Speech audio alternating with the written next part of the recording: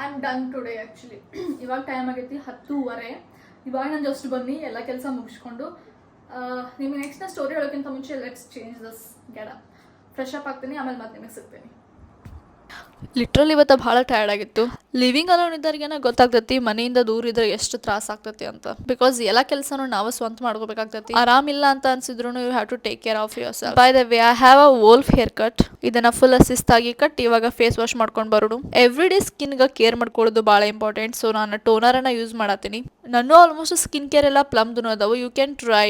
Best ಅಂದ್ರೆ best ಐತಿ. Bigg Boss ಸಂಜೆ 5:45. 30 days ಚಾಲೆಂಜ್ ತೊಗೋಬೇಕಂತ ಹೇಳಿ ಡಿಸೈಡ್ ಮಾಡಿದ್ದೀನಿ. ಕಂಟಿನ್ಯೂಸ್ ವ್ಲಾಗ್ ಪೋಸ್ಟನ್ನು ಮಾಡ್ತೀನಿ. ಆ್ಯಕ್ಚುಲಿ ನಾನು ಕಾನ್ಸ್ಟೆಂಟಾಗಿ ಇಲ್ಲ ಯೂಟ್ಯೂಬ್ನಾಗ. I am like Instagram vlogger ಅಂತ ಅಷ್ಟು ಸ್ಪೆಸಿಫಿಕ್ ಆಗಿ ಆನ್ಲೈಡನ್ನ ಪ್ರಮೋಷನ್ಸ್ ಎಲ್ಲ ಮಾಡ್ತಿರ್ತೀನಿ. ಅನ್ಕೊಂಡೆ ನನ್ನ ಜರ್ನಿ ಹೆಂಗಿರ್ತೈತಿ ಅಂತ ಹೇಳಿ ನಿಮಗೆ ತೋರಿಸ್ಬೇಕಂತ ಹೇಳಿ. So let's come with me today. Today is day 1.